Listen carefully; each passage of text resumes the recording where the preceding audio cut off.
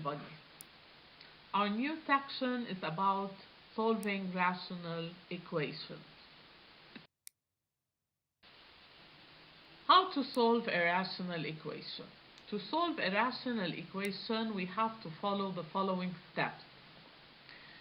First, we have to factorize the numerator and denominator if possible. Sometimes we don't need to factorize, so we skip this step. The second step is we have to state the domain of definition.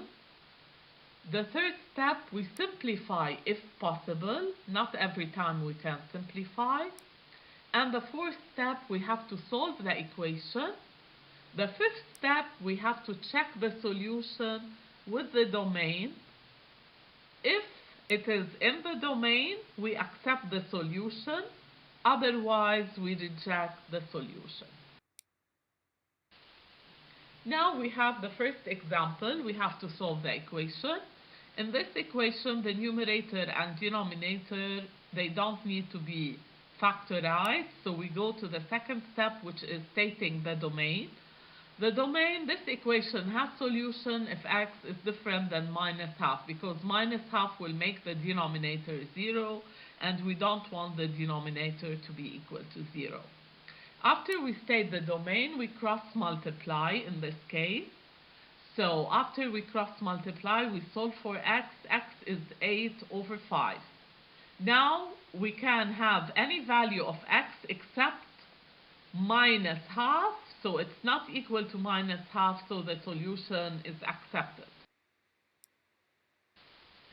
Now the second equation. In this equation, the numerator is a difference of 2 squares, so we can factorize. The denominator is a perfect square, so we can factorize again. Now we go to the second step, which is stating the domain. This equation has solution if x is different than 5. Now we can simplify. To simplify, we cancel x minus 5 from the numerator and 1 of the x minus 5 from the denominator. We get this form. Then we cross multiply and we solve. We get x equal minus 1, which is different than 5, so our solution is accepted.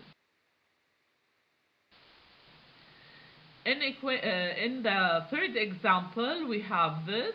Again, we don't need to factorize. We go to the domain.